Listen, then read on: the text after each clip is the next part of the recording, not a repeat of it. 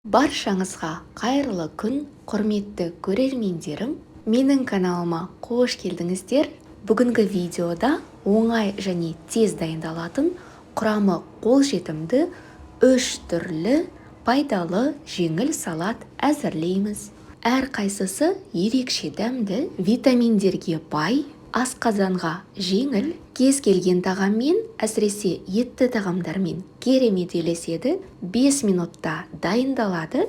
Күнделікті дастарханға керемет салаттар және европалық үлгідегі мерекелік дастарханға ұсынсаңыз әбден болады. Ендеше бисмиллах деп бірінші салатымыздан бастаймыз. Бұл салаттың басты ингредиенттері қырыққабат және сәбіз.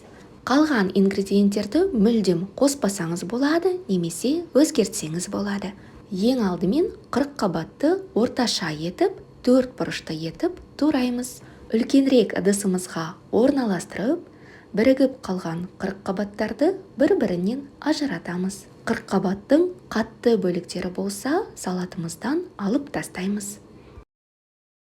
Келесі кезекте кәріс сәбізіне арналған үккіштен сәбізімізді өткіземіз. Сәбізді үккішке толығымен жатқызып, көлденең етіп өткізсеңіз, өткізілген сәбіз бөліктері ұзынырақ болады, әдемірек көрінеді. Бұл салатқа бір дана қиярды дөңгелек жұқа етіп кесіп қосқанды жақсы көремін. Негізі қияр, бұрыш қосу міндетті емес. Салатты тек қана қырыққабат сәбіз дәмдеуіштерін қосып, сарымсақ қосып істеуге болады. Үйде осындай жартылай ащы бұрыштар бар екен, оларды да ұзынша жұқа етіп кесіп қосып жіберемін. Салатымызға бір үлкенірек тісше сарымсақ қосамыз. Сарымсақты майдалап тураудың ең оңай әдісі, оны бөліктерге бөліп, пышақпен үстінен басып, майдалап турау. Құрметті көрермендерім, қазақша каналының ары қарай дамуына үлесіңізді қосыңыз. Тегін лайктарыңызды аямай басып, каналға тіркеліңіз. Дәмдеуіштерді қосамыз. Бізге осы мөлшерге жарты шай қасық тұз қажет болады. 2 шай қасық қант қажет болады. Қанты көп деп ойлап қалмаңыздар, салаттың дәмі сондай қышқыл тәтті болуы керек. Бұл салатқа міндетті түрде ұнтақталған кориандр қосу керек. Жарты шай қасық қажет болады. Келесі кезекте осындай кристаллик дәмдеуіштен 3-тен 1 шай қасық қосамыз. Бұл дәмдеуіш глутамат натрия, дәмді күшейткіш, қосу-қоспау өз еркіңізде. Осындай 70% сірке қышқылын қосамыз. Жарты шай қасық қажет болады. Сірке қышқылын салатымыздың барлық жеріне біркелкі етіп, тамшылатып құямыз. Дәмдеуіштерді біркелкі етіп таратып, қолымызбен күш салмай, мұқият араластырамыз. Бір араластырып алған соң, салатымыздың дәл ортасына жарты шай қасық ащы қызыл бұрыштан қосамыз. 2 шай қасық ұнтақталған тәтті паприка қосамыз. Паприка салатымызға әдемі қызыл түс береді. Үстінен майдаланған сарымсағымызды қосамыз. 30 мл қыздырылған ыстық сұйық майымызды қосамыз. Бастапқыда ыстық болғандықтан силиконды күрекшемен, кейін қолымызбен мұқият күш салмай араластырамыз. Қаласаңыз, дәл осы дәмдеуіштерді қолданып, кәрісше сәбіз салатын жасасаңыз болады. Тек қана үккіштен өткізілген сәбізден және осы дәмдеуіштерден тұратын керемет кәрісше сәбіз салаты шығады.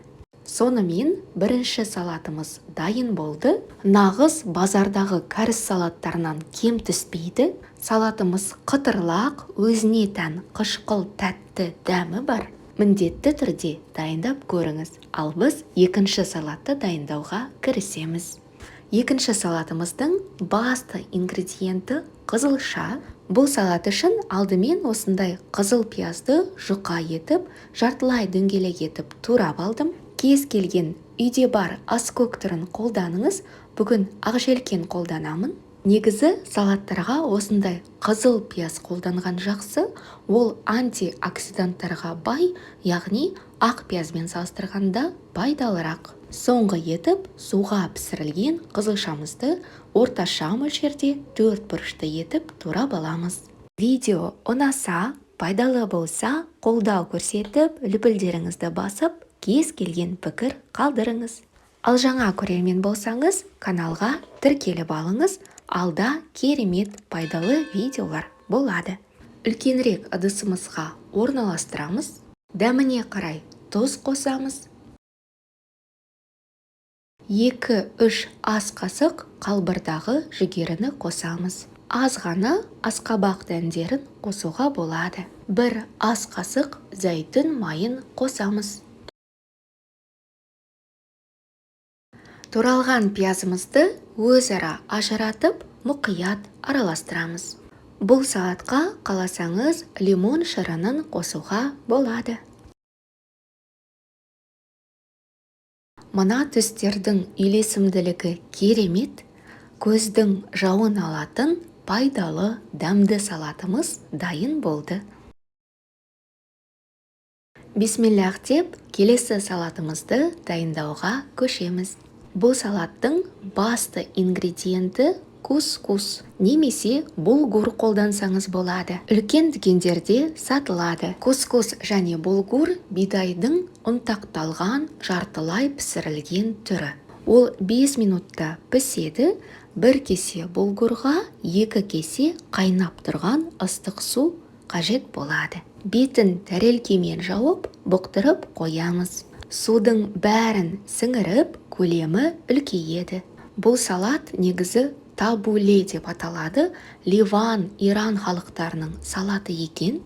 Келесі кезекте қияр және қызанағымызды майдалап 4 бұрышты етіп, ұсақ етіп турап аламыз. Ақжелкенді де қолдан келгенше ұсақ етіп турауымыз қажет.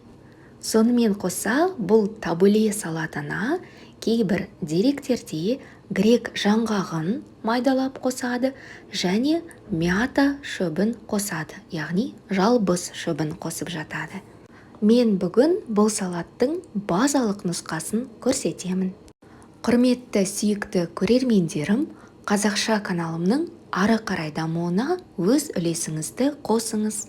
Видео ұнаса, пайдалы болса, тегін лайктарыңызды аямай басып, керемет деп пікір қалдырыңыз. Ал жаңа көрермен болсаңыз, подписаться батырмасын басып, тіркеліп, қоңырауша белгісін басып қойыңыз.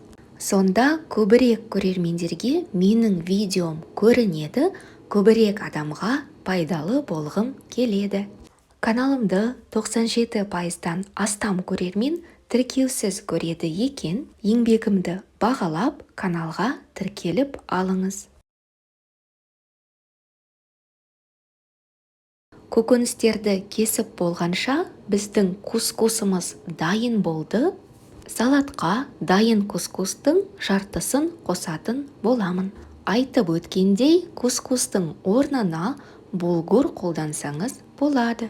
Салатымызға дәміне қарай тұз қосамыз, 2 шай қасық лимон шырынын қосамыз.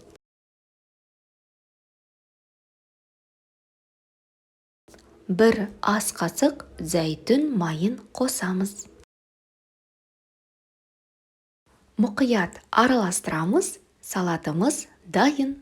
Бұл салат көптеген тағамдарға үйлеседі, тіпті толыққанды гарнир ретінде ұсынсаңыз болады.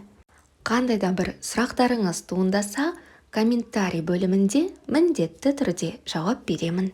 Ұстаған оразаңыз қабыл болсын, дастарханыңыздан дәм үзілмесін, амандықта, жақсылықта, жаңа видеоларда жүздескенше.